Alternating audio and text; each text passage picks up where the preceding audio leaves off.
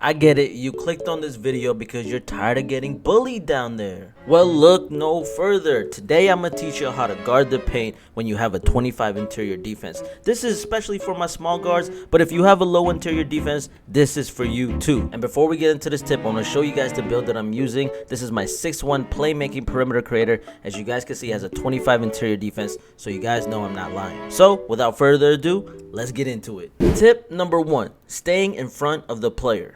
With this tip, it's kind of self-explanatory, but before you even worry about guarding the paint, it starts at the perimeter. You have to get bumpy from the beginning. So if they try to cut, backdoor, drive, you gotta do your best to stay in front of them. You've heard coaches say before, you have to position yourself between the player and the hoop. If you're guarding the ball handler, try and get a little bumpy, disrupt his combos, ride his hip if he's trying to get past you. If you're guarding an off-ball player and they try to cut / backdoor, put that off-ball pest badge to work. Try to stay with them. If you have a high enough steal, play the passing lane.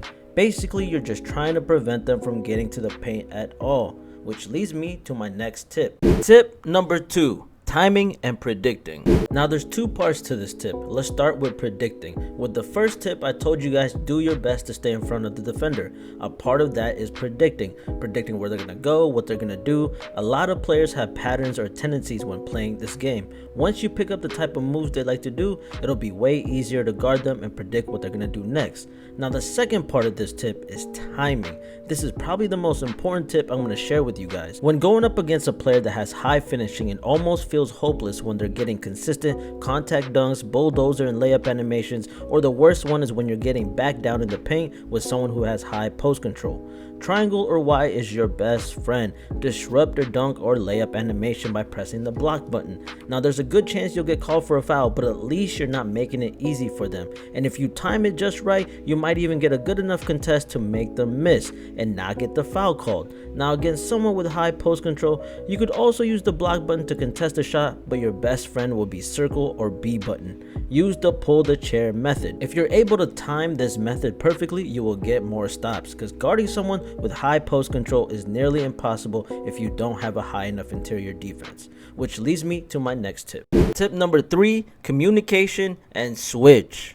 This one is probably obvious, but some people need to hear it. You have to communicate with your teammates. You gotta be realistic. You have low interior defense. You should not be guarding the paint. So you gotta tell your big or your lock, hey, if he gets past me, pick up, I'll run to your man. Or if he comes screen, hedge a little till I recover. Or even tell him, like, if you're good on defense, I'm good, don't help, because you don't want people leaving their man completely wide open. Or just completely switch. Let the builds with higher defense do their job. Guard the player with the least offensive rating. Either way, communicate with your teammates. Figure out the switches and the help, or else the stuff you see happening to me in these clips might just happen to you. Tip number 4. Learn how to block and contest. Now what I mean by this is if you scroll over the options, go down to your 2KU tips, you want to scroll over to defense, and there's a lot of helpful tips on here. So everyone pretty much knows how to go for a block. It says here press triangle when near the shooter or Y if you're on Xbox. Same with putting your hands up to contest a shot, move and hold the right stick up. Everyone pretty much knows these 2 things. Now there's 2 others that people don't really know about. It's vertical contest